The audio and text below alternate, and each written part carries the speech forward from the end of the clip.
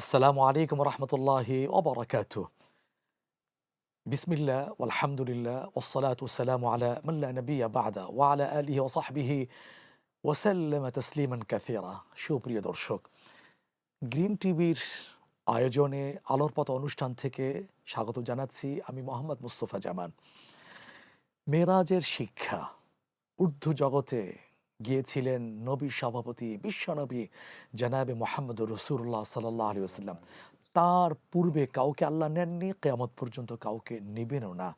এখানে সব পথ রুদ্ধ হয়ে গিয়েছে।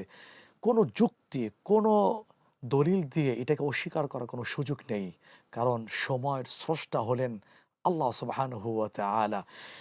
রাসূল আসলাম ওখানে গেলেন, কি নিয়ে আসলেন, উম্মার জন্য কি উপহার তিনি পেলেন, এই বিষয়কে সামনে রেখে আজকের আমাদের বিষয় হলো মেরাজের শিক্ষা।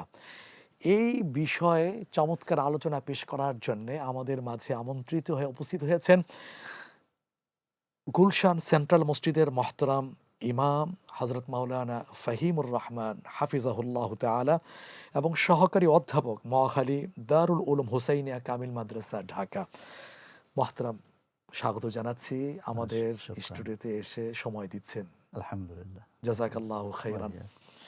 প্রিয় দর্শক, মেরাজের ঘটনা বিভিন্ন জায়গায় আলোচিত হয়। সিজন চলে আসলে মিম্বার থেকে ইমাম সাহেবগণ, খতিব সাহেবগণ সুন্দরভাবে আলোচনা পেশ করে থাকেন। শুধু এক জুমাকে কেন্দ্র করে নয়, ধারাবাহিক সিরিজ আলোচনা করে থাকেন। আজকের আমরা এই বিষয়ে কিছুটা আলোচনা শুনবো ইনশাআল্লাহ।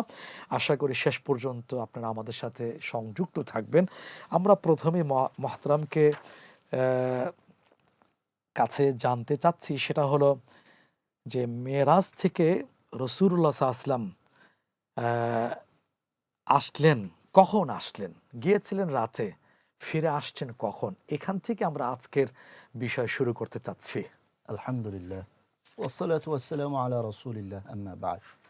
আলহামদুলিল্লাহ, আসলে এই ঘটনাটার মানে ছোট্ট করেই কিন্তু ওই সূরা আল ইসরার প্রথম আয়াতেই জি, বনী ইসরাইলের প্রথম আয়াতেই আল্লাহ তাআলা উল্লেখ করে দিয়েছেন যে তিনি একটি রাতের কিছু অংশে গেলেন, আবার তিনি এই অল্প সময়েই ফেরত চলে এটা আসলেন। অল্প সময় কি সূর্য ওঠার আগে না সূর্য না, ওঠার না, পরে? সূর্য ওঠার আগেই, সেই ফজর রাতের আগেই চলে ভিতরেই, আসছেন? ফজরের আগেই। রাতের মাশাআল্লাহ, ভিতরে যেটা আল্লাহু অল্প কিছু আকবার। জি, সময়।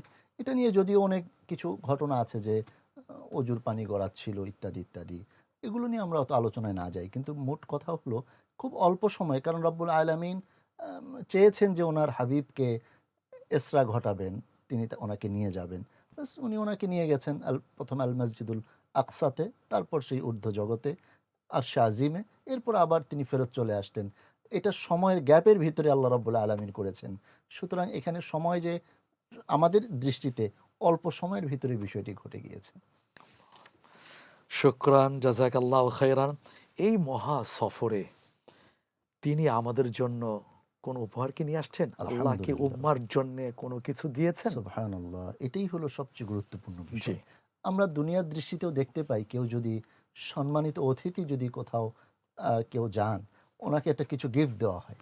জি। তো একইভাবে আমাদের প্রিয় নবী মুহাম্মদ রাসূলুল্লাহ রাসূলুল্লাহ সাল্লাল্লাহু আলাইহি সাল্লাল্লাহু ওয়াসাল্লাম। আলাইহি ওয়াসাল্লামকে আরও কিছু বিধিবিধান আল্লাহ তাআলা দিয়েছিলেন।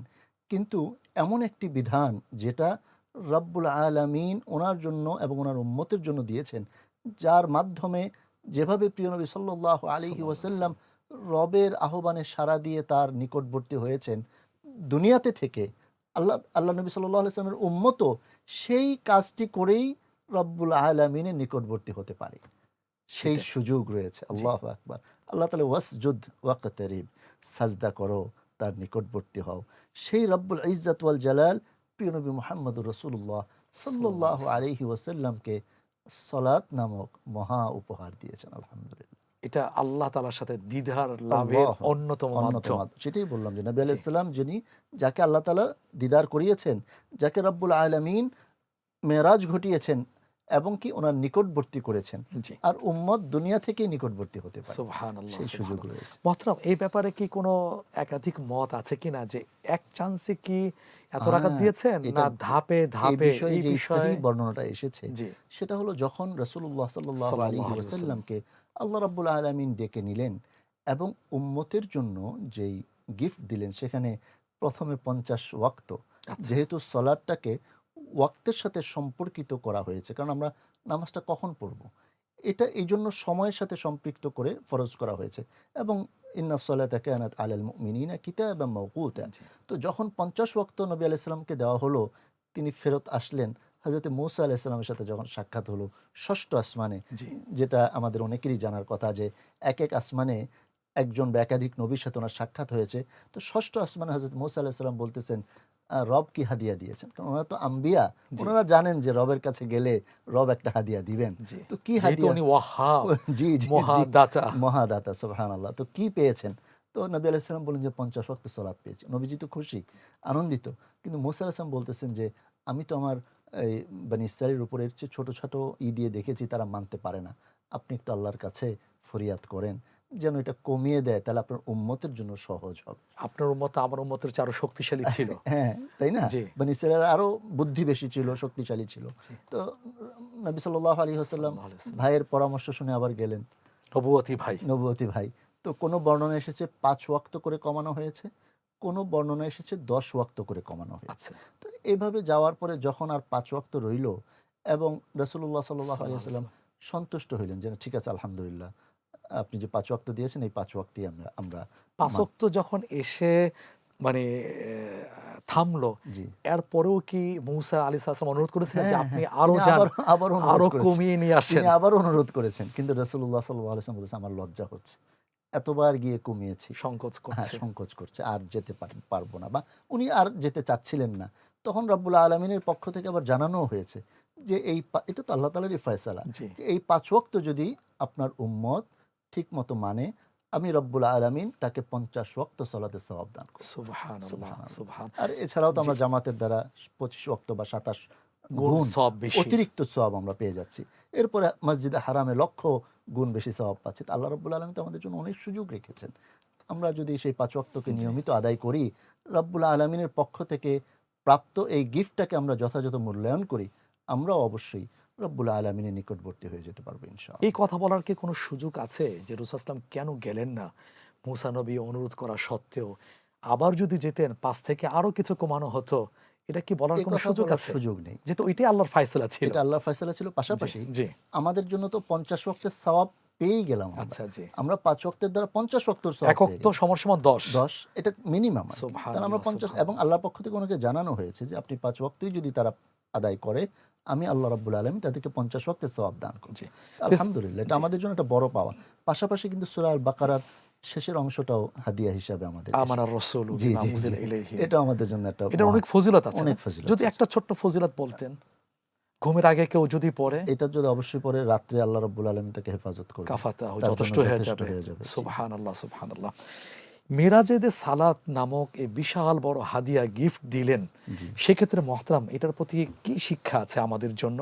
আমরা জানবো, এখন নয়, সময় আছে এটা বিরতিতে যাবার। প্রিয় দর্শক, মেরাজের হাদিয়া উপহার গেলেন প্রিয় নবী মোহাম্মদ রাসূলুল্লাহ, ডেকে নিলেন সেই রব্বুল আলামিন আল্লাহ সুবহানাহু ওয়া তাআলা। সেই সালাতের প্রতি আমাদের শিক্ষাটা কি, সে বিষয়ে আমরা জানবো বিরতি থেকে ফিরে আসার পরে। ততক্ষণ আমাদের সাথেই থাকুন।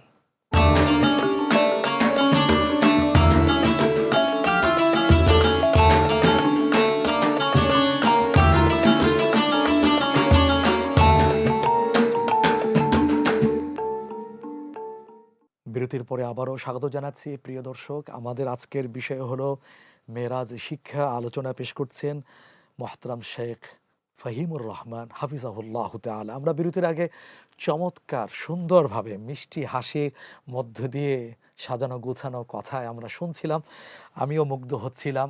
আবার মোহতারামের কাছে ফিরে যাচ্ছি যে মেরাজে যে সালাত নামক বিশাল, যেটার মাধ্যমে বান্দা তার রবের নৈকট্য হাসিল করতে পারে, এটার প্রতি আমাদের শিক্ষাটা কি যদি ছোট্ট করে বলতেন? আলহামদুলিল্লাহ সলাতের যে গুরুত্বপূর্ণ শিক্ষা সেটা হলো যে কিভাবে বান্দা তার রবের কাছে যেতে পারে জি এবং আল্লাহ রাব্বুল আলামিনের আল্লাহ তাআলা সবচেয়ে বেশি পছন্দ করেন বান্দা যখন তার দরবারে সাজদাবনত থাকে এবং পাশাপাশি রাসূলুল্লাহ সাল্লাল্লাহু সাল্লাল্লাহু আলাইহি আলাইহি ওয়াসাল্লাম। ওয়াসাল্লামের সঙ্গ লাভ করার জন্য সলাত হলো একটা মহা মাধ্যম। আচ্ছা কারণ আল্লাহর কোনো বান্দাবান্দি যদি নিয়মিত ৫ ওয়াক্ত সলাতের পাশাপাশি সে যদি অতিরিক্ত সলাতগুলো আদায় করে, আল্লাহ রসুল সাল্লাল্লাহু আলাইহি ওয়াসাল্লামের সে সঙ্গ লাভ করতে পারবে। সুবহানাল্লাহ। যে যত বেশি এই সালাতের প্রতি মুহাফাজা করবে, এই সালাতের প্রতি যত্নবান হবে, তার জন্য আল্লাহ তাআলার নৈকট্য প্রাপ্তি এবং নবীজির সঙ্গ লাভ করার মহা সুযোগ সাহায্য তো পাবে। অবশ্যই রাসূল ইসলামের জীবনে তো এমনও তো দেখা যায়, আপনারা বলেন সেটা হলো খুব বিপদে পড়েছেন, না, এক্ষেত্রে তো কোরআন মাজিদের আয়াত নামাজে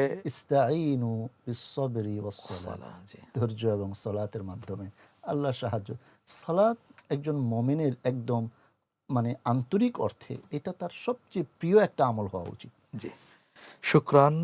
আরেকটি শিক্ষা আপনার কাছ থেকে আমরা জানবো এই পর্যায়ে, সেটা হলো জান্নাত জাহান্নাম দেখানো হয়েছে। আল্লাহ তো আল্লাহ বলছেন লিনুরিয়াহু মিন আয়াতিনা। সেই জাহান্নাম এবং জান্নাত দেখানোর মধ্য দিয়ে কি শিক্ষা আছে? মাশাআল্লাহ, এখানে যে বিষয়গুলো সহিহ হাদিসে এসেছে, রাসূলুল্লাহ সাল্লাল্লাহু সাল্লাল্লাহু আলাইহি আলাইহি ওয়াসাল্লাম। ওয়াসাল্লাম ওনাকে ইত্তেলা করা হয়েছে জান্নাতের ব্যাপারে, জাহান্নামের ব্যাপারে। তো জান্নাতে গিয়ে তিনি সুসজ্জিত জান্নাত দেখেছেন জি এবং কিছু বিক্ষিপ্ত হাদিসে দেখা যায় যে হযরত ওমর রাদিয়াল্লাহু তাআলা আনহুর একটা প্রাসাদও তিনি দেখে এসেছিলেন এবং দৃষ্টিনন্দন। হ্যাঁ, দৃষ্টিনয়, এবং তিনি বলেছিলেন যে ওমরের যেহেতু ব্যক্তিত্ব অনেক বেশি, তো তার অনুমতি যেহেতু নেই আমি এই জন্য আর ওইটার ভিতর প্রবেশ করি নাই। তারপর ওয়ারাকা বিন নাউফেলের জন্য প্রাসাদ দেখেছেন। এরপর হযরত বিলাল রাদিয়াল্লাহু তাআলা আনহুর পায়ের আওয়াজ, ওনার জি পায়ের আওয়াজ তিনি শুনেছিলেন এবং জান্নাত যে সুশোভিত সৌন্দর্যমণ্ডিত এটা তিনি দেখে এসেছেন। পাশাপাশি কিন্তু তিনি জাহান্নামও দেখেছেন, যেখানে জাহান্নামের বেশ কিছু আযাব দেখানো হচ্ছিল। কারো নখ ছিল বড় বড়, যে নখের দ্বারা চেহারাকে ক্ষতবিক্ষত করতেছিল। তারপর তামা দিয়ে। তামার নখ, এটা দিয়ে সে ক্ষতবিক্ষত জি করছিল। কারো পেট অনেক বড় ছিল, যারা সুদখোর ঘুষখোর তারা। তো এই ধরনের বেশ কিছু গুনাহের কথা, এবং ওই যে যারা বেহায়াপনা করে তারা যেভাবে ওই পুজের রক্তের সমুদ্রে হাবুডুবু খাচ্ছিল, তো এই ধরনের বেশ কিছু আল্লাহু এমন আকবার। এমন শাস্তির কথা জি আমরা ওই মেরাজ রজনীতে নবী সাল্লাল্লাহু আলাইহি ওয়াসাল্লামের পবিত্র জবান থেকে আমরা জেনেছি। ওই বিষয়গুলোতে আমাদের প্রত্যেকেরই সচেতন থাকা দরকার যে আসলে জান্নাত সত্য, জাহান্নাম সত্য, এবং এটা নবী আলাইহিসসালামকে আল্লাহ তাআলা দেখিয়ে উম্মতকে শিক্ষা দিলেন যে এটা কিন্তু রয়েছে, কেউ মনে করো না যে না এটা নেই, জি এটা কিন্তু সত্য এবং এটা অলরেডি আল্লাহ রাব্বুল আলামিন সৃষ্টি করে রেখেছেন। সুতরাং সেই জাহান্নামের আযাব যেই যেই কারণে হচ্ছে এগুলো থেকে বেঁচে থাকো, এবং জান্নাতের নেয়ামত যেই যেই কারণে হচ্ছে ওই নেয়ামতের লাভ করার জন্য ওই কাজগুলো তোমরা করো।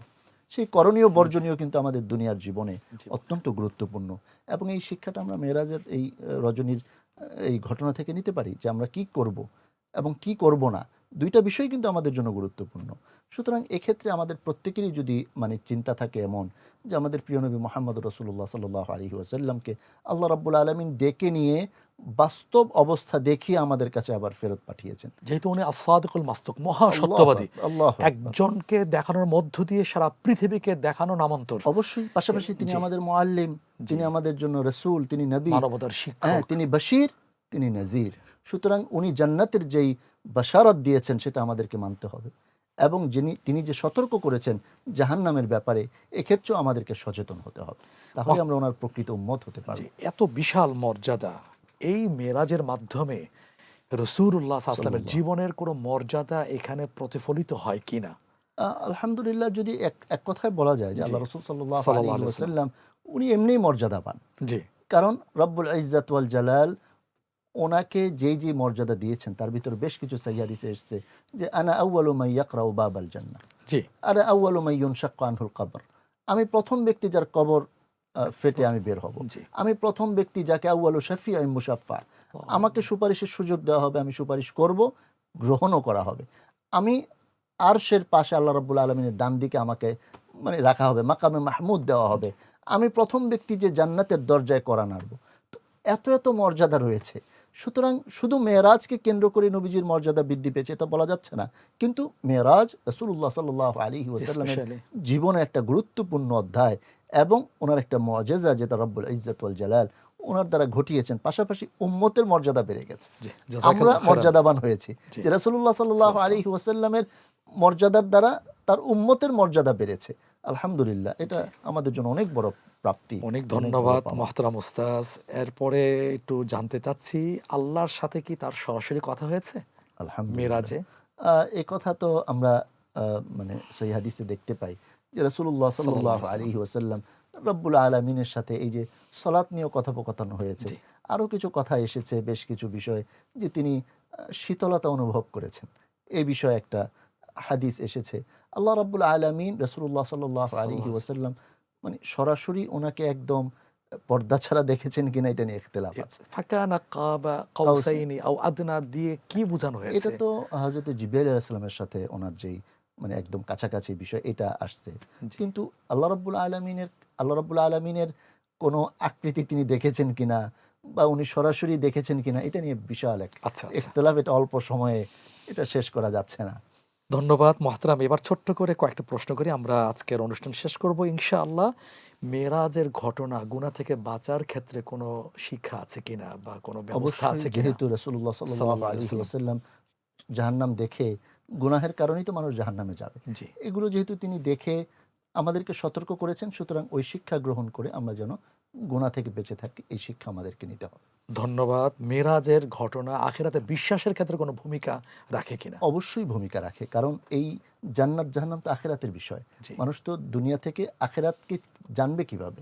তার প্রিয় হাবিব মুহাম্মদুর রাসূলুল্লাহ সাল্লাল্লাহু আলাইহি ওয়াসাল্লামের মাধ্যমেই কিন্তু আমরা আখিরাতের এই বাস্তব দৃষ্টান্ত আমরা জানতে পারলাম। সুতরাং আমরা দুনিয়া থেকেই সেই আখিরাতের বিশ্বাস আমাদের আরও মজবুত হলো, পোক্ত হলো যে প্রিয় নবী সাল্লাল্লাহু আলাইহি সাল্লাল্লাহু আলাইহি ওয়াসাল্লাম ওয়াসাল্লাম। জান্নাত জাহান্নাম দেখে এসেছেন, আখিরাতের অংশ তিনি দেখে এসে আমাদেরকে জানিয়েছেন। সুতরাং ওই বিষয়ে আমাদের বিশ্বাস আরও মজবুত হওয়া উচিত। মাশাআল্লাহ, সুন্দর করে বলছেন। সর্বশেষ প্রশ্ন আপনার কাছে, মেরাজের যে শিক্ষা, এটা বর্তমান জীবনে আমরা কিভাবে বাস্তবায়ন করতে পারি? আলহামদুলিল্লাহ, জি। মেরাজের যত পুরো ঘটনাটা যদি আমরা লক্ষ্য করি, তাহলে রাসূলুল্লাহ সাল্লাল্লাহু সাল্লাল্লাহু আলাইহি আলাইহি ওয়াসাল্লাম। ওয়াসাল্লামের মেরাজ পূর্ব দিক থেকে ওনার যে ধৈর্য, ওনার যেই প্রাপ্তি মেরাজের মাধ্যমে, এটা আমাদেরও প্রাপ্তি। আমরা যেভাবে রব্বুল আলামিনের পক্ষ থেকে হাদিয়া সলাত পেয়েছি এবং রাসূলুল্লাহ সাল্লাল্লাহু আলাইহি ওয়াসাল্লাম যেভাবে ওই সলাতকে ওনার মানে কুররাতু আইন বলেছেন, চোখের মণি বলেছেন, যেটা চোখের ওনার শীতলতা। শীতলতা বলেছেন, জি। সেই শীতলতা আমরাও যদি আমাদের জীবনে সলাতকে যথাযথভাবে কায়েম করতে পারি, এর দ্বারা আমরা রব্বুল আলামিনের প্রিয় ভাজন হতে পারবো এবং রাসূলুল্লাহ সাল্লাল্লাহু আলাইহি ওয়াসাল্লাম যে লক্ষ্য উদ্দেশ্যে এই সালাতকে রেখে গেছেন, যেই সলাতের হিসাব সর্বপ্রথম জি।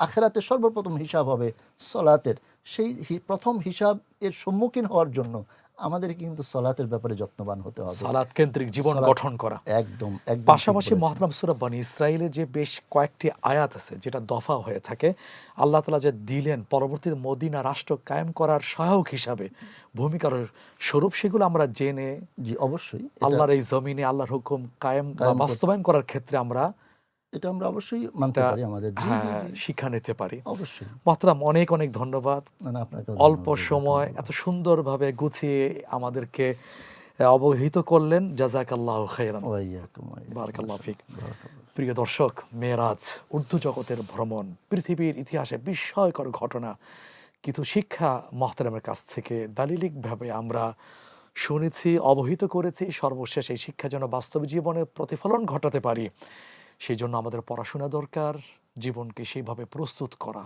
আল্লাহ তাআলা আমাকে আপনাকে সেই তৌফিক দান করুন, সেই প্রত্যাশায় আজ এখানে শেষ করছি। যারা এতক্ষণ আমাদের সাথে সংযুক্ত ছিলেন তাদের প্রতিও ধন্যবাদ। আসসালামু আলাইকুম ওয়া রাহমাতুল্লাহি ওয়া বারাকাতুহু।